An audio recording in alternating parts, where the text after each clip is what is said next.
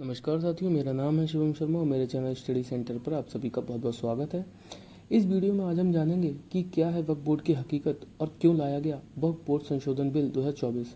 साथियों, civil services exams के point of view से यह टॉपिक बहुत ज़्यादा इंपॉर्टेंट हो जाता है, तो जुड़े रहिए हमारे इस वीडियो से जिसमें हम इसके हर एक पहलू पर चर्चा करेंगे। सबसे पहले हम वक्फ बोर्ड अमेंडमेंट बिल 2024 को जानेंगे, जो हाल ही में मोदी सरकार द्वारा संसद में पेश किया गया है, जिसका कई विपक्षी दलों द्वारा विरोध भी किया गया है।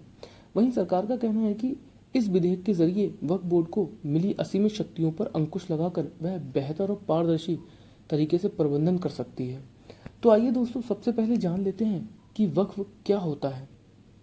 साथियों, वक्फ कोई भी चल या अचल संपत्ति हो सकती है, जिस संपत्ति को इस्लाम धर्म को मानने वाला कोई भी व्यक्ति धार्मिक कार्यों के लिए दान कर सकता है। दान की हुई इस संपत्ति को वापस नहीं लिया जा सकता। अब इस दान की हुई संपत्ति को संचालित करने हेतु कुछ संस्थाओं का निर्माण भी किया जा सकता है, यह किया गया है। आइए साथियों, अब जान लेते हैं कि वक्फ कैसे किया जाता है। साथियों, आपको बता दें कि जैसे हिंदू धर्म में दान दिया जाता है, वैसे ही मुस्लिम धर्म में वक्फ किया जाता है। एग्जाम्पल के लिए मान लीजिए कि किसी एक व्यक्ति के पास 2 दुकानें हैं और उन 2 दुकानों में से वह एक दुकान वक्फ करना चाहता है, मीन्स दान देना चाहता है। तो वह व्यक्ति अपनी वसीयत में एक दुकान को वक्फ के लिए दान के बारे में लिख सकता है। ऐसे में उस दुकान को संबंधित व्यक्ति की मौत के बाद उसका परिवार इस्तेमाल नहीं कर सकेगा। उस दुकान को वक्फ की संपत्ति का संचालन करने वाली संस्था आगे सामाजिक कार्यों में इस्तेमाल कर सकेगी। इसी तरीके से शेयर्स से लेकर मकान तक वक्फ किया जा सकता है। साथियों, यह इंपॉर्टेंट बात बताते चलें कि साथियों, अभी इस वीडियो के मोस्ट इंपॉर्टेंट टॉपिक पर बात कर लेते हैं, जो कि एग्जाम के पॉइंट ऑफ व्यू से बहुत ज़्यादा इंपॉर्टेंट है। तो केंद्रीय अल्पसंख्यक मामलों के मंत्री किरण रिजिजू ने 8 अगस्त को लोकसभा में वक्फ संशोधन बिल 2024 पेश किया था। इस बिल की मुख्य बात यह थी कि इसमें महिलाओं को प्रतिनिधित्व देने की बात की गई है। इसमें केंद्रीय व राज्य वक्फ बोर्ड में मुस्लिम महिलाओं का प्रतिनिधित्व सुनिश्चित करना शामिल है, जबकि इस अधिनियम में आखिरी बार 2013 में संशोधन किया गया था। अब साथियों, जान लेते हैं कि इस विधेयक से क्या बदलाव आ सकते हैं। जैसा कि हमने ऊपर बात की है कि अब वक्फ बोर्ड किसी की भी संपत्ति को डायरेक्टली अपना नहीं बता सकता है। किसी की भी संपत्ति को वक्फ संपत्ति के रूप में दर्ज करने से पहले वक्फ बोर्ड को उचित सूचना देनी होगी।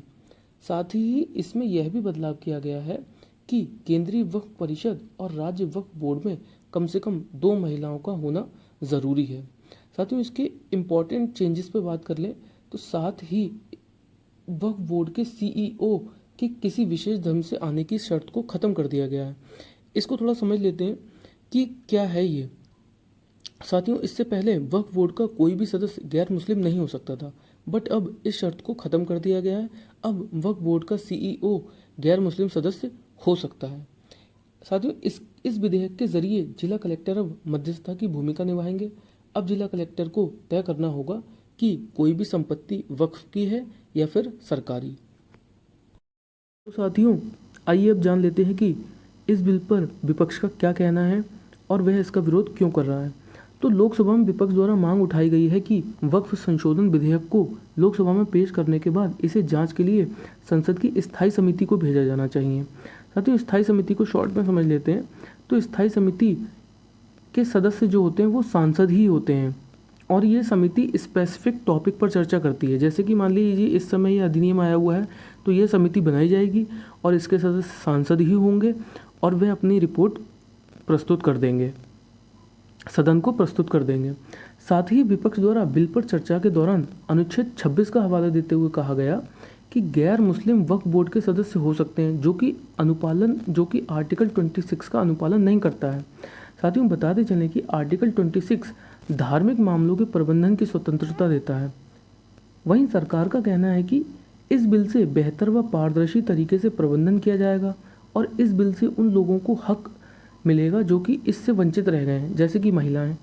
तो साथियों, मेरे द्वारा इस वीडियो में पूरी कोशिश की गई है कि एग्ज़ाम के पॉइंट ऑफ व्यू से हर एस्पेक्ट को कवर किया जाए। तो अभी के लिए धन्यवाद।